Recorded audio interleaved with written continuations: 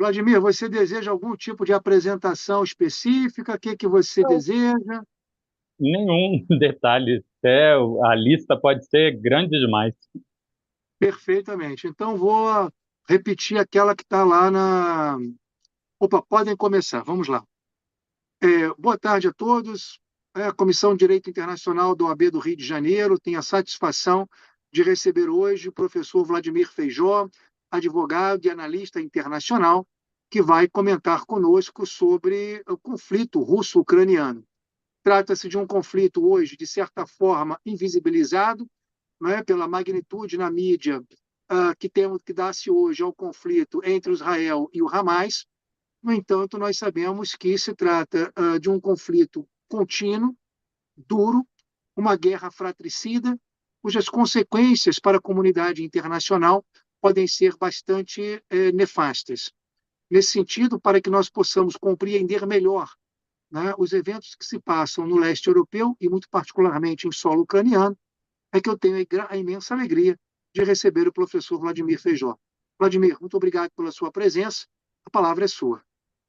Boa tarde, Lia. É uma satisfação tá grande fazer essa ponte virtual entre a Comissão de Direito Internacional da OAB de Minas com a Comissão do Rio de Janeiro. Nós já trabalhamos em uma mesma instituição, porém em campos distintos. É uma satisfação poder estar aqui contigo.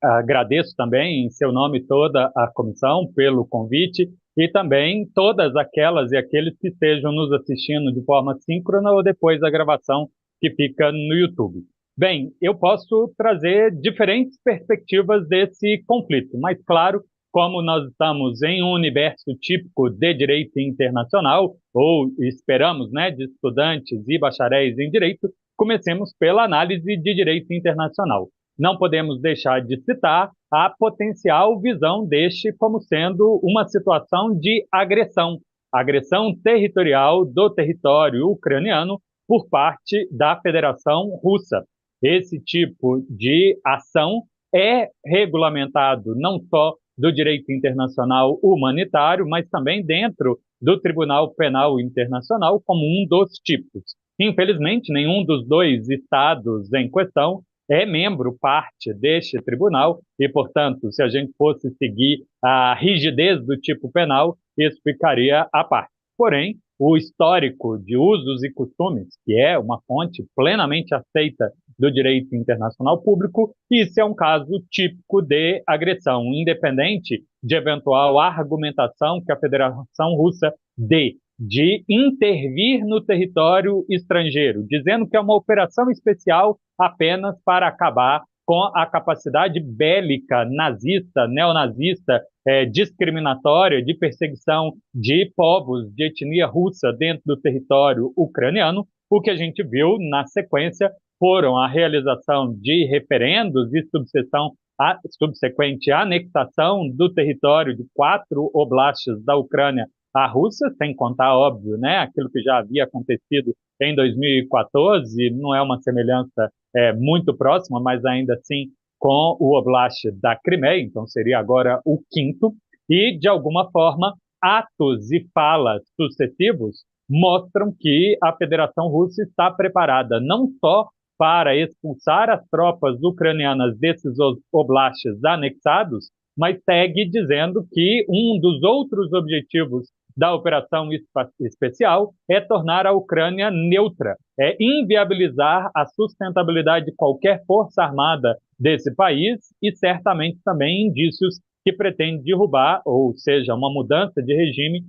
liderado pelo Zelensky, atual presidente da Ucrânia, dando indício, portanto, que estaria disposto a voltar a fazer operações militares no entorno da capital Kiev, ou Kiev, e outros oblastes, em especial na região do Mar Negro, digo especificamente a cidade de Odessa, de onde os ucranianos, com apoio do Reino Unido e da França, têm lançado bastantes ataques via drones marítimos à frota naval da Rússia que se encontra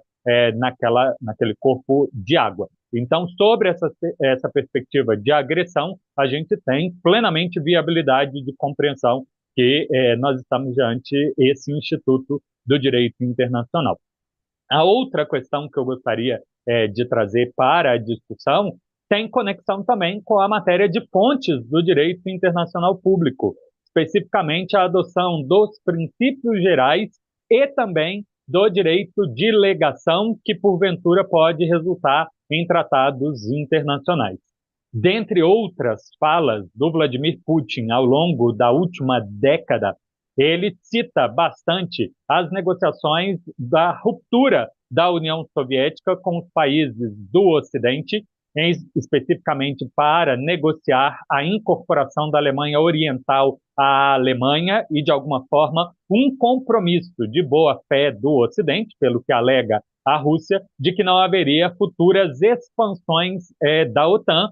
tornando, portanto, ainda uma série de estados tampão neutro, separando o Ocidente da Rússia, portanto, todo o leste europeu. Sobre a perspectiva ocidental, as accessões ou adesões subsequentes que aconteceram à Alemanha Oriental se deram por autodeterminação dos povos e por vontade soberana de diferentes países, 10 países do leste europeu se incorporando à OTAN. Porém, essa atividade, sobre uma perspectiva russa, deveria ter sido negada, sequer deveria ter acontecido o convite, porque teria ali uma negociação não pública, não registrada e documentada, como tipicamente devem ser os tratados internacionais para serem executados ou exigidos junto à ONU, somente depois de registro junto ao secretário-geral, mas ainda assim levanta-se suspeita da boa-fé da negociação, da boa-fé dos compromissos públicos ou privados. Algo que a Rússia voltou a comentar logo depois da operação especial, em 2020, quando a ainda então chanceler da Alemanha, Angela Merkel, assumiu que nas negociações de Minsk, dentre outras, para a Rússia reduzir a sua operação militar e a pressão sobre a capital de Kiev, os europeus teriam, de alguma forma, aberto porta para continuar encontrando caminhos para construir uma Ucrânia soberana, porém que se mantivesse sobre a perspectiva russa neutra. E a Angela Merkel depois assumiu que estavam eles em má fé, apenas para atrasar o processo do avanço militar russo, que tentava o escalonamento bélico para descalonar depois mediante negociação diplomática, mas do lado ocidental, pelo menos foi o que a Angela Merkel já assumiu em público, que era apenas uma tática para permitir que novos armamentos chegassem até a Ucrânia e, portanto, aquela tática de escalonar para descalonar não resultaria num perigo da Ucrânia negociar em situação de fraqueza. Portanto, a Rússia repete essa história que não dá para confiar no Ocidente, que aquele discurso que os Estados Unidos construiu depois de 2003 de substituição de uma sociedade internacional pautada no direito internacional, como se prevê na Carta das Nações Unidas, pelo que eles chamam de Rules-Based International Order, né? Baseado em normas, na verdade é uma grande farsa sobre a perspectiva de boa parte do sul global, isso vai ficando comprovado também, mas a Rússia traz esse argumento, as tais regras de direito internacional para a sociedade internacional que os Estados Unidos e eventualmente Reino Unido e outros aliados dizem, não tem nada de regra, vai de acordo com, aspas, o cliente, dependendo de quem é o Estado, dependendo de qual é o interesse de momento. Portanto, essas questões sobre a viabilidade de resolver esse conflito via negociação acabam bastante dificultadas, porque, pela perspectiva russa, o outro lado não teria boa fé e que, portanto, a boa probabilidade que a gente encontre é o direito internacional não sendo referência, e sim um conflito que vai se resolver em quem abandonar a parte armada primeiro, né? Quem levantar a bandeira branca e aí terá que fazer concessões para o outro lado. Sobre a Vladimir, perspectiva... Diga, me à permita vontade. uma questão. Estou achando a tua abordagem muito interessante, porque ela nos permite fazer dois diálogos, né? Um diálogo mais estritamente com os institutos de direito internacional, né? E com a moldura, ou a palavra da moda, o arcabouço jurídico internacional, ora vigente no mundo, mas, por um outro lado, também uma perspectiva mais de cunho político ou geopolítico, né, a partir dessa dinâmica da ruptura de compromissos, né, que os Estados Unidos e o Ocidente teriam assumido, né, com Moscou, né, há 2 décadas atrás, aproximadamente. é, Esses compromissos foram reiterados não apenas pela Angela Merkel. É importante que altos diplomatas norte-americanos, né, já afirmaram publicamente que houve, de fato, né, a fixação desses compromissos, embora, evidentemente, como você mesmo demarcou, fora do escopo da formalização de um tratado, né, um compromisso escrito, firmado de acordo com as regras do direito internacional e que seria depositado no secretariado, né, junto ao secretariado das Nações Unidas. Não seria isso exatamente, mas um compromisso, um acordo de cavalheiros, digamos assim, né, de que a OTAN, né, não se expandiria em direção ao leste, portanto, em direção às fronteiras da Rússia, ou àquilo que foi outrora a antiga União Soviética. Então, dentro disso, eu faço uma seguinte pergunta para você.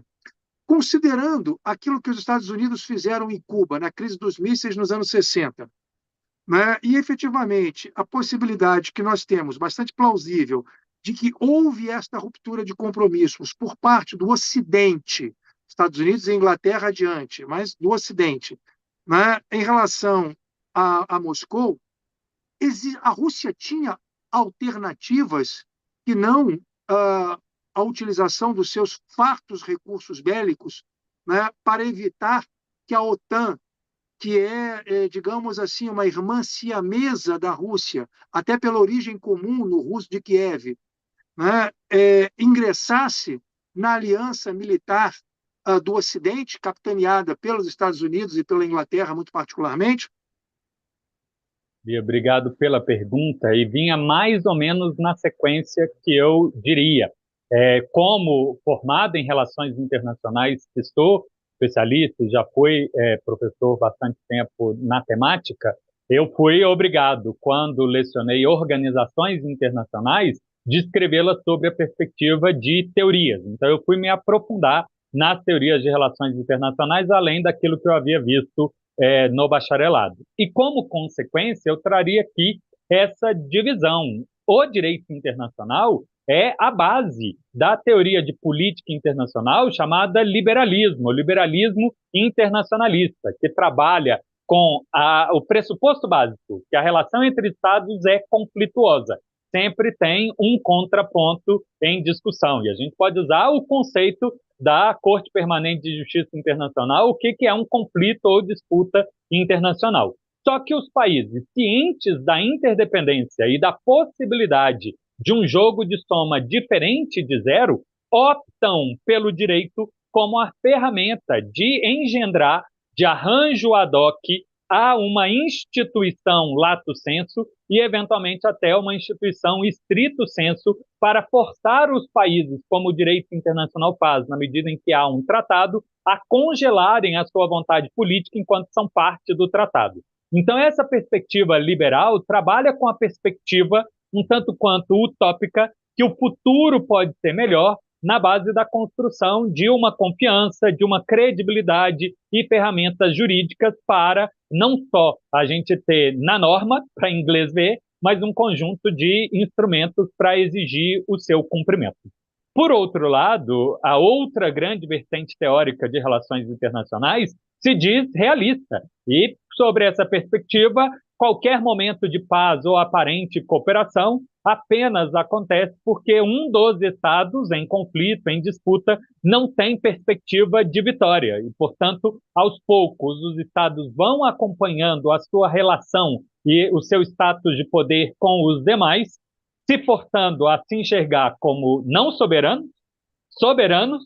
potências regionais, superpotências ou, eventualmente, grandes potências. E, em especial, os que não forem potências, só tem uma de duas opções. Ou se aliar à grande potência, bandwagoning, ou então se aliar contra a grande potência em um esquema, né, com potências médias ou outras potências que, como bloco, faria ele ser superior. Então, sobre essa perspectiva de análise realista, a Rússia se reconheceu como um Estado que deixou de ser superpotência e sequer foi potência na década de 1990. Viveu uma crise muito ruim, se sentiu extremamente humilhada pela influência externa sobre o seu sistema econômico e sobre o seu sistema político, e a partir daí tentou reunir os seus cacos e voltar ao status de potência regional, algo que ela de alguma forma obteve primeiro assumindo as rédeas da CEI, da Comunidade de Estados Independentes, e depois avançando sobre os países fronteiriços do antigo Império Russo e da antiga União Soviética. E, eventualmente, quando os Estados Unidos dão um passo errado em abandonar o regime internacional de armas nucleares, de não testes nucleares, a Rússia vê isso na oportunidade dela também abandonar e usar dessa ferramenta de se alavancar para o status de superpotência mais uma vez. E ela, como potência, passa, portanto, a influenciar os demais e a fazer exigências. Então, a sua pergunta foi: teria a Rússia outra opção, outro caminho que não anexar ou entrar em um conflito bélico com a Ucrânia? Eu imagino que sim, é o que ela tentou fazer com diferentes presidentes da Ucrânia, né? Presidentes fantoches, presidentes aliados àquele grande Estado russo, só que ele encontrou o contratempo do Ocidente fazendo a mesma coisa. A Vitória Nuland, né, que pediu demissão do Ministério de Relações Exteriores tem poucas semanas dos Estados Unidos, conduziu aquela revolução colorida, a famosa, né, os eventos da Praça Maidan, e que dali em diante novos governos foram pró-Ocidente e não pró-Rússia, né, ou pró-Oriente. Então, sobre essa perspectiva, a Rússia fez os seus cálculos militares, talvez exagerados, imaginando que seria recebida de braços abertos pela população do leste da Ucrânia e não com resistência, que o Ocidente estaria extremamente preocupado com outros tantos assuntos e não viria em apoio à Ucrânia, dentre outras coisas, porque tem lá a sua dúvida se ela é ou não é Europa, se ela deveria ou não deveria fazer parte da União Europeia, da OCDE, etc. Porque é muito mais pobre, é extremamente mais corrupta se comparada com os demais, é uma economia baseada em extração de produtos primários, não tem nada de sério de serviços ou de indústria, portanto, bem diferente dos outros países, e com isso eles têm lá as suas dúvidas se entraria ou não. Então ela fez esse cálculo, é o momento de entrar com as tropas e aí a gente consegue chegar rapidamente a Kiev e derrubar o Zelensky e implantar um novo regime fantoche ali. Pelo menos é essa a minha leitura, mas que provavelmente foi errado o cálculo. Vladimir, então, assim, como é que você avalia o status atual do conflito, considerando, inclusive, algumas variáveis? Por exemplo, todos os analistas, e eu fiz a mesma coisa, né, considerávamos que essa guerra não passaria de 6 meses, né, pela diversidade de capacidade militar entre uma Rússia que se preparou objetivamente para retomar o seu status de grande potência, pelo menos do ponto de vista da Eurásia, e, por um outro lado, não é uma Ucrânia que visivelmente não tinha, né, as condições bélicas e econômicas de enfrentar, né, a Rússia. E, não obstante, os auxílios que foram prestados, principalmente pelo Ocidente, via OTAN, né, para a resistência ucraniana, vem fazendo com que, entre avanços e retrocessos, né, essa resistência venha, de alguma forma, limitando, né, ou impedindo com que Moscou avance com suas tropas até Kiev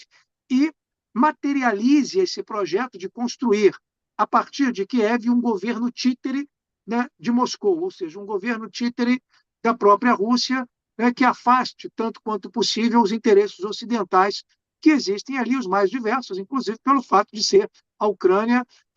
digamos que o celeiro da Europa, né, a dona das maiores terras férteis, né, e cultiváveis da Europa. Então, como é que você analisa o status atual, né, considerando, inclusive, a possibilidade de um governo Trump aí estar retornando, né, no contexto das eleições americanas? Vamos ver se eu consigo falar os 3 elementos que eu pensei enquanto sua pergunta estava sendo formulada, Lia. Primeira delas, eu acrescentaria que parte da resistência da Ucrânia veio em surpresa. Eu não imaginei que governos ditos ocidentais ou governos europeus optariam por confundir civis com militares. E a Ucrânia tomou esse ato, que pode ser dito heróico, mas extremamente perigoso, de convocar toda a população para fazer resistência e armar, o que dificulta bastante cumprir o direito internacional humanitário, e a Ucrânia, usando de uma estratégia midiática de colocar suas baterias antiaéreas no centro da cidade, o que acaba acabando tristemente, né, vendo alvos que poderiam ser civis, residências, mas que estão vizinhas a essas baterias antiaéreas, sofrerem ou ataque russo ou então falha do lançamento da própria Ucrânia. Mas esse é um elemento que a gente não pode deixar de considerar. Não veio só armamento do Ocidente, mas também houve não só conscrição muito grande para fazer parte das forças oficiais, mas a Ucrânia também teve tática de guerrilha e utiliza boa parte da sua população armada para evitar incursões surpresas da Rússia. O segundo ponto diz respeito à globalização. Esse grande evento que fez com que, por economia de recursos, essa lógica do toyotismo, just in time e outras tantas coisas, que os acordos de livre comércio favoreceram a desindustrialização do Ocidente em favor de reposicionamento das indústrias em países aliados, ou pelo menos em países que se comprometam a manter o livre comércio para a aquisição barata de recursos pelo Ocidente, vamos pôr aí o mundo inteiro no meio, mas eu estou falando mesmo de indústria saindo dos Estados Unidos, do Reino Unido, da França, e indo para o Vietnã, para os tigres asiáticos, em especial para a China, colocou uma situação de perigo. O Ocidente ficou com uma indústria básica, uma indústria bélica, que se pauta na parte do livro branco e dos orçamentos, mas sem a viabilidade de escalonamento em grande velocidade, porque as empresas elas estão atrás de garantia do lucro e só entram nos contratos para com os governos dessa forma. E como o país perdeu outras tantas indústrias que poderiam ser, mediante requisição, convertidas para a produção de material bélico, o Ocidente, sim, entregou o seu estoque, fez contratos extras de produção de armamentos, mas não está conseguindo escalonar na velocidade e na demanda dos múltiplos conflitos atuais e em potencial. Por sua vez, a lógica e a estratégia da Rússia no tema de segurança é sempre ter um percentual ocioso. Nunca, desde do primeiro plano quinquenal deles, a indústria de guerra, por causa dos vícios da Primeira Guerra, né, que o Império Russo sofreu muito com a falta de armamentos, e eles adotam a estratégia que toda a indústria tem que ser ociosa, para ter capacidade de escalonar em curtíssimo período de tempo. Fora isso, por questão de formação mesmo, a população russa é educada, boa parte, né,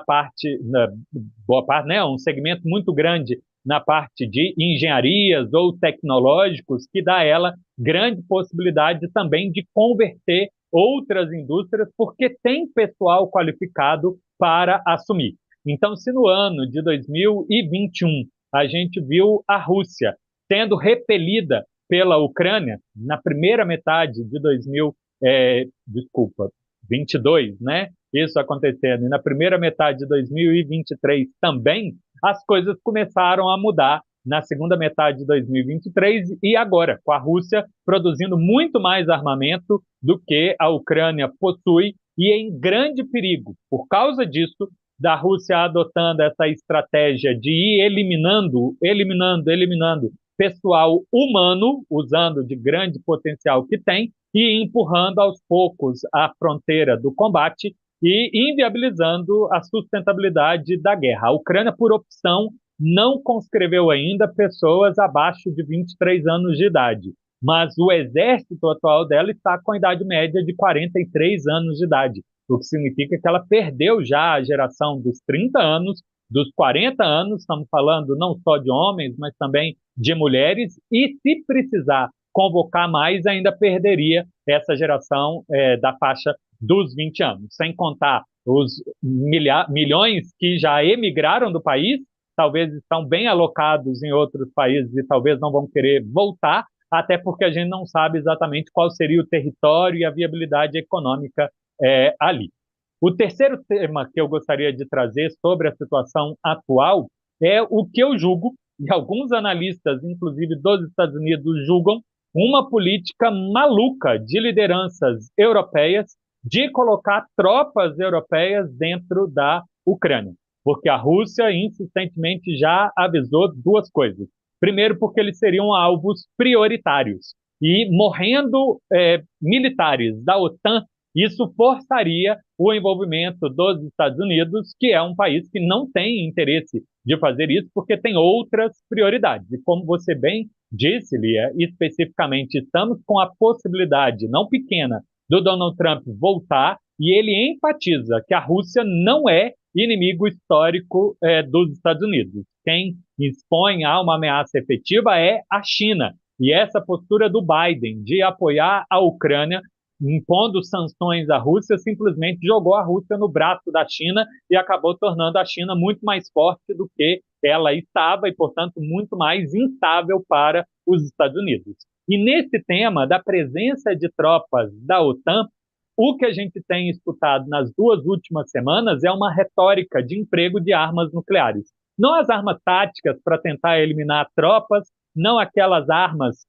que são banhadas com material radioativo para perfurar melhor os tanques ou os alvos, a gente está falando das armas termonucleares. E elas seriam empregadas em uma circunstância de perigo existencial aos países. A Rússia e Estados Unidos não têm pretensão de usar essa arma, não acredito que nem a França nem o Reino Unido estariam, mas a Rússia bem sabe que ela não tem capacidade militar de lutar contra a OTAN. Mesmo essa incorporação anunciada ontem pelo Zukov de mais 80 mil combatentes às Forças Armadas Russas nos próximos 3 anos, esse é o pessoal apenas para reposição, para rotacionar as tropas no combate da Ucrânia e também de ampliar o pessoal no Ártico, que é para onde a Rússia está olhando bastante, né, para o futuro. E não seria para lançar uma guerra contra Estônia, Letônia, Lituânia, Polônia ou outros países da OTAN, pelo menos não acredito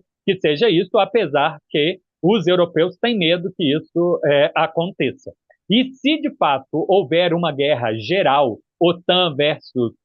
Rússia, a Rússia, inviabilizada de vencer essa batalha, poderia optar por um ataque preventivo e, portanto, eliminando algumas capitais da Europa, evitando que houvesse tropas da OTAN avançando sobre o seu território, ou então, se a OTAN, com medo que a Rússia fizesse isso, lance as suas armas primeiro, a Rússia lançaria depois. É um cenário bastante sombrio, eu torço para que, de fato, isso só seja retórica, mas a gente não pode deixar de considerar que chamou Guerra Fria por isso, né? Uma das teorias que a Guerra Fria foi uma potencialidade de hecatombe nuclear, em vez de ser uma disputa ideológica, em vez de ser uma disputa entre duas potências, a gente poderia estar revivendo esse período, sim, de uma grande sombra radioativa depois de lançamentos de milhares de armas nucleares. Espero ter Vladimir, respondido. não, desculpe interrompê-lo, mas você toca em pontos que são absolutamente fundamentais, principalmente para aquelas pessoas que nos acompanham nesse momento, ou, como você bem disse, nos acompanharão posteriormente pelos canais da comissão no YouTube. O presidente Macron, né, foi explícito há alguns dias, né, apontando não apenas a possibilidade do envio de tropas, né, para a região do Donbass, muito particularmente para deter o avanço russo, mas, fundamentalmente, colocou, né, naquilo que não foi acompanhado, diga-se de passagem, por outros líderes europeus, né, principalmente a Alemanha, a Inglaterra, né, a possibilidade de uma nuclearização do conflito. Então, assim, nem todos os que nos acompanham nesse momento, né, ou que nos acompanharão em breve, são especialistas em direito e relações internacionais como você. Então, falando com muita clareza, você vê um risco, uma possibilidade deste conflito vir a ser nuclearizado, caso, né, esses arroubos, digamos assim, como proferidos pelo presidente Macron, de alguma forma, se materializem no teatro de guerra? O risco é real. O risco é real porque a Rússia reforçou a sua parceria com a Bielorrússia, portanto, expandindo onde tem suas armas nucleares. Existe uma das grandes pretensões atuais da Ucrânia de avançar sobre o território da Rússia, exatamente sobre uma cidade onde tem estoque de armas nucleares, e é até muito bizarro como Belgorod, muito próximo à fronteira da Ucrânia, é um lugar onde a Rússia mantém estoques de armas nucleares, que a Ucrânia pretende capturar essas armas e ter sobre o seu estoque, e certamente com apoio ocidental e da sua indústria histórica de mísseis, né, da época da era soviética, tentar em curto tempo também ter um mecanismo de entrega para intimidar a existência da Rússia. Sobre o lado ocidental, eu acho que o ambiente não está nada bonito. O Reino Unido está com um quarto das suas forças armadas, o que ela era muito famosa de ter a sua marinha, em especial, está reduzida a 40%, por duas vezes, uma vez ano passado e uma vez esse ano, que ela tentou demonstrar a sua viabilidade de lançar armas nucleares dos seus submarinos. Esse lançamento falhou e, portanto, ela não é tão intimidadora quanto foi no passado. A França não tem dado muitas demonstrações de sucesso militar, está sendo expulsa das suas zonas de influência dentro da África e, de alguma forma, o Macron quer compensar isso, demonstrando uma liderança dentro da Europa. E eu não duvido que, dentre uma dessas tentativas de demonstrar força, e em especial para fazer frente à disputa política interna da Le Pen, ele possa querer bater de frente contra a Rússia, enquanto ela seria de uma linha próxima ao Trump, né, de aproximação, de coexistência pacífica, e o Macron arrisque colocar as armas francesas à disposição da Ucrânia. E diante esse cenário, o perigo de uma guerra, como eu disse, de existencial, diante a possibilidade da linha de defesa da Ucrânia se romper, e aí o Ocidente optar por lançar esse ataque preventivo à Rússia na tentativa de reduzir esse avanço, a Rússia responderia. Ou, de outro lado, aquilo que eu respondi à sua pergunta anterior, se a OTAN entrar direto com tropas e avançar sobre o território russo, aí seria a Rússia optar por usar armas nucleares, já que ela não teria pessoal bélico para fazer frente a um avanço da OTAN sobre o seu território. Vladimir, você trouxe em algum momento da tua fala, né, que de alguma forma é uma imagem que eu criei em alguns textos que produzi recentemente sobre o conflito russo-ucraniano, que a águia americana, talvez num erro estratégico, colocou o urso russo no colo do dragão chinês. De fato, o conflito geopolítico do século XXI não é entre Washington e Moscou, mas certamente é entre Washington e Pequim, ou seja, entre os Estados Unidos e a China. Então, quero te colocar uma questão um pouco fora do tema específico da nossa conversa, que é essa aposta dos Estados Unidos em, de alguma forma, enviar armas nucleares a Taiwan para que, de alguma forma, Taiwan possa resistir a um eventual avanço das pretensões, né, de domínio chinês sobre a ilha. Então, assim, como é que fica o conflito russo-ucraniano no contexto dessa disputa geopolítica mais ampla que se dá, na verdade, entre Estados Unidos e China? Qual é o lugar, não do conflito russo-ucraniano no contexto dessa política, dessa disputa mais ampla entre Estados Unidos e China? Excelente. Isso vai me dar uma oportunidade a voltar à minha primeira fala, que é o tema do direito internacional público. É um tiro no pé. Os Estados Unidos, ao enviar armas nucleares a Taiwan, reforça essa ideia de que um país precisa ter armas nucleares para sobreviver a uma ameaça externa. E com isso ele acaba legitimando o que a Coreia do Norte, o que o Irã tem desejado fazer. Portanto, todo o regime internacional de construção da paz,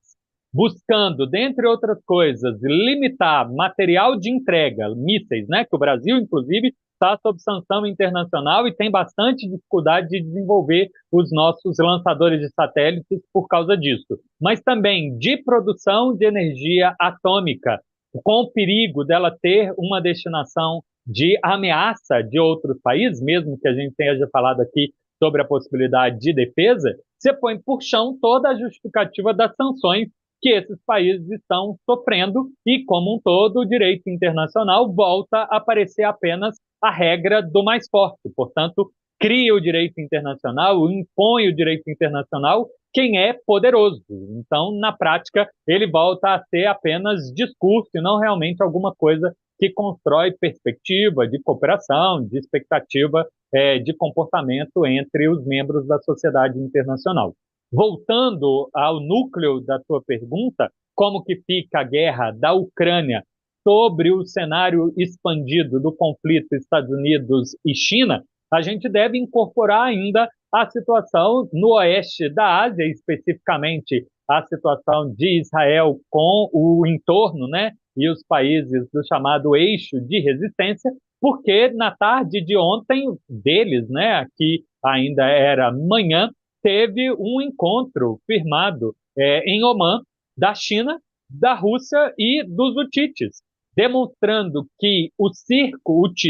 que o círculo, o palco do leste da Ásia seguirá aberto para esses países, mas em declínio, por pressão da sua capacidade de afetar, atacar as embarcações, da capacidade econômica, do fluxo econômico do Ocidente. Então, de alguma forma, é uma grande estratégia de usar dos diferentes conflitos simultâneos que estão acontecendo no mundo para acelerar a queda do Ocidente e a queda dos Estados Unidos em especial, já que esses dois, em especial a Europa, dependem muito do Mar Vermelho para o seu comércio com o resto do mundo. Boa parte dele é feito com a Ásia e, portanto, precisa passar por ali, nem todo pode dar a volta e passar pelo Cabo da Boa Esperança, por questão mesmo de estabilidade dos navios, né, que nem todos dão conta de passar por ali. Então, sobre essa perspectiva, a gente vê a Rússia comprando armamento chinês, a Rússia usando dos aliados dos BRICS, mas também da Ásia Central, para seguirem comprando todos os produtos que o Ocidente não deseja que caiam sobre a propriedade e a Rússia tem acesso, e isso a gente vê em especial a Índia fazendo o caminho inverso, comprando produtos russos para revender para o resto do mundo, fazendo, portanto, uma grande coalizão do que os asiáticos já estão chamando da Westfália da Ásia, uma recalculagem do que seria o direito internacional, já que o Ocidente estaria perdendo a primazia e essa formação, né, de aliança que vai pressionar por reforma das instituições criadas em 44 e 45, e se não conseguirem, apresentarão proposta de novas instituições, isso até mesmo sem uma terceira guerra mundial. Eles estão tentando apresentar mesmo como alternativa e estão usando desses múltiplos conflitos que a gente historicamente fala de guerra de procuração, né? Os Estados Unidos e a Europa usando da Ucrânia de fachada para lutar contra os outros, também Estados Unidos usando de Israel para lutar contra algumas monarquias ou repúblicas aliadas do Oriente Próximo, mas que causam certo constrangimento aos Estados Unidos. E então a gente tem o caso extra que é Taiwan. Taiwan, que não é reconhecido como Estado por boa parte do Ocidente, né? Na verdade, é menos de 10 países que a reconhece, mas existe essa promessa de defesa caso haja uma tentativa de incorporação definitiva pela República Popular da China, em uma defesa expandida, que também inclui a Coreia do Sul e o Japão. Vladimir, uma última questão, nosso tempo está acabando, o que é bom dura pouco, infelizmente, né? Mas eu não poderia fechar esse papo contigo sem que a gente se reportasse à ONU, a Organização das Nações Unidas, né, de alguma forma, grande organização internacional, né, que, dentre avanços e retrocessos, dentre conquistas e elementos que ficaram aí pelo caminho, de alguma forma impediu né, uma terceira guerra mundial, um contexto do conflito entre os Estados Unidos e a antiga União Soviética, e que desempenha ainda hoje um papel absolutamente central, né, na preservação da paz, que é o seu objetivo principal nos termos da Carta de São Francisco. Então, assim, eu queria que você encerrasse essa nossa conversa falando um pouco dos desafios que se colocam para a ONU, né, no contexto dessa ordem internacional em ebulição, na qual,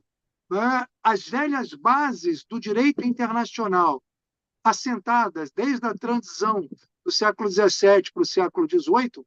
né, e solidificadas, né, particularmente a partir do século XX, com a criação, primeiro, da Sociedade das Nações, e particularmente, né, em 45 com as Nações Unidas, esse direito parece que já não dá mais conta, né, dos desafios da nossa contemporaneidade. O papel da ONU. Fecha com isso, Vladimir. A ONU, ela é reflexo de uma releitura do que se entende de segurança internacional. De início, na paz westphaliana, isso representava a segurança dos estados, do seu território, das suas instituições, da sua população, da sua economia. Mas a partir de um acordar da sociedade civil sobre a dignidade da pessoa humana e progressivamente com direito internacional humanitário, falando de dignidade em ambiente de guerra, separando civis de combatentes, o alívio humanitário, a responsabilidade da Cruz Vermelha e todos os outros nesse sentido, tentaram de outra forma.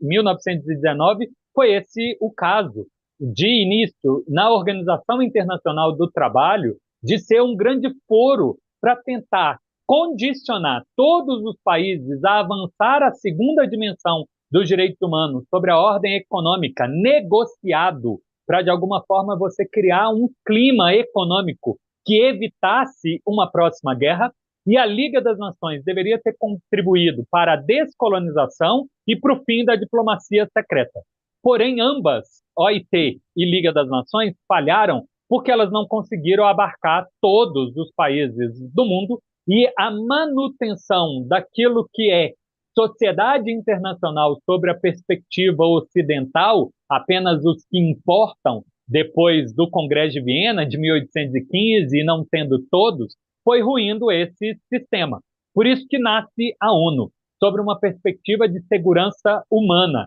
que envolve a ordem global, que não vai dar conta de fazer tudo, junto da segurança regional, devem os países também buscar arranjos suplementares à ONU e à segurança humana. Logo no preâmbulo da Carta das Nações Unidas, se vê que a ONU tem por objetivo, sim, preservar a paz, a segurança e a justiça, mas usando do direito internacional. E, na sequência, se lê também criando ferramentas para o progresso contínuo, a melhoria contínua da vida humana. E sobre essa perspectiva, o guarda-chuva de outras instituições, Unesco, OMS, ICAO, Organização de Migração, Acnur, todo esse guarda-chuva, é talvez o maior sucesso da ONU,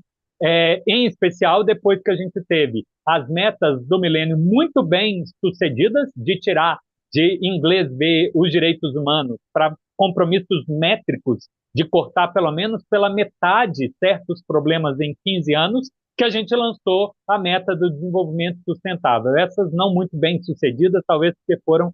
exageradas demais, mas também pela crise econômica depois de 2008 e 2009. Pois bem,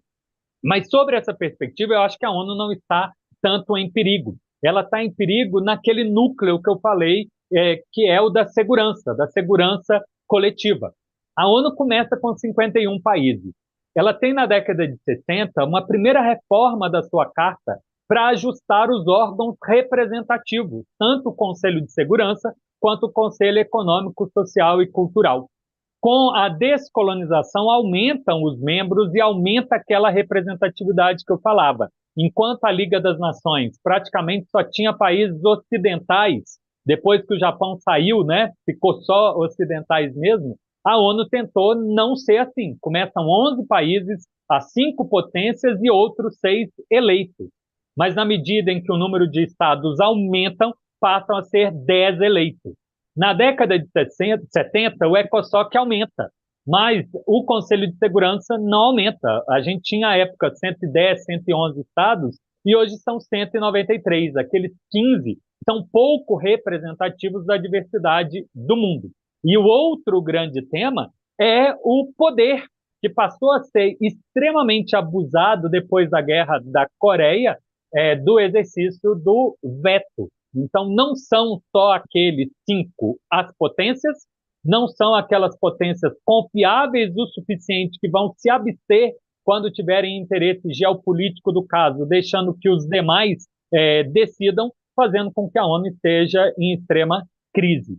Como professor das organizações internacionais, quando eu falei do regime de segurança, eu trouxe a importância do direito internacional ser cumprido. Ele realmente tem que ser uma expectativa de cumprimento. Na medida em que o Conselho de Segurança vetava o emprego das ferramentas, sanções sem emprego de força, do artigo 41, ou com emprego de força, do artigo 42, ela era regra para inglês ver. O mundo era governado pelas duas superpotências e os seus quintais. Na medida em que as potências descalonam o conflito, abandonam a frequência do uso de veto, o Conselho de Segurança passa a agir mais. E a gente vê, na década de 80, 90 e início dos anos 2000, não só uma redução do número de conflitos, em quantidade de conflitos, como também uma diminuição da quantidade de mortes e prejuízos econômicos. Entretanto, as coisas se revertem pela crise econômica, menos verba para a ONU, menos capacidade de agir das missões de paz, mas também a partir de uma releitura dos Estados Unidos do que seria legítima defesa, buscando poder atuar perante atores não estatais, quando considera que o outro Estado não é capaz ou não tem interesse de contribuir para eliminar esses grupos, os Estados Unidos optou por agir independente de autorização do Conselho de Segurança, porque considera que seria uma guerra de legítima defesa. E, a partir disso, outros tantos estados passaram a atuar nesse mesmo argumento e, tendo Estados Unidos, China, França e Rússia, em especial, usado do poder de veto, o Conselho de Segurança virou só um órgão, desculpe a expressão, de blá, blá, blá, que não toma posição nenhuma, que não age, e, portanto, a gente vê um crescente de conflito e cada vez mais perigoso, porque tanto Estado, potência, quanto grandes potências, quanto potências médias, ou mesmo pequenos Estados, estão buscando resolver as coisas à margem do direito, porque o direito já não vale mesmo, o direito não parece valer, já que não tem sanção, não tem instrumentos de cobrança, e, portanto, a ONU está em grande perigo de ruir, porque não consegue resolver o núcleo que é a segurança coletiva. De nada adianta ter arranjos regionais, de nada adianta o sucesso da segurança humana, se os governos não se sentem intimidados de ter que cumprir o direito internacional. Excelente, Vladimir. Pessoas amigas, conversamos com o professor Vladimir Feijó, advogado, analista internacional, que nos trouxe aqui as suas impressões sobre o conflito russo-ucraniano e, evidentemente, mediante algumas provocações, nos permitiu também uma compreensão muito mais ampla, né, das disputas geopolíticas que ocorrem no mundo e também, de alguma forma, sobre os riscos e desafios que são colocados para a sociedade internacional. Vladimir, muitíssimo obrigado pela tua presença. A conversa foi excelente. Peço que você se despeça dos nossos ouvintes, das nossas ouvintes, e a todos, o convite para que participem da próxima sala de debates. Obrigado, Lia. Foi uma satisfação grande. Obrigado, Comissão de Direito Internacional da OAB-RJ. Foi com muito prazer que eu tive aqui. Uma das coisas que me dá grande satisfação de seguir na docência é essa atividade de extensão, a possibilidade de sair dos debates da sala de aula e alcançar um público maior e, quem sabe, estimular as pessoas a estudar o direito internacional, mas como uma das disciplinas conectada a outros tantos temas, porque eu acho que é a nossa função do direito convencer os analistas, os geopolíticos, os teóricos de relações internacionais que o direito tem o seu espaço e não é apenas utopia, não é apenas um sonho, ele tem grande eficácia prática de transformar o mundo em um ambiente melhor. Mais uma vez, obrigado, um abraço forte a todas e todos. Um grande abraço, boa tarde.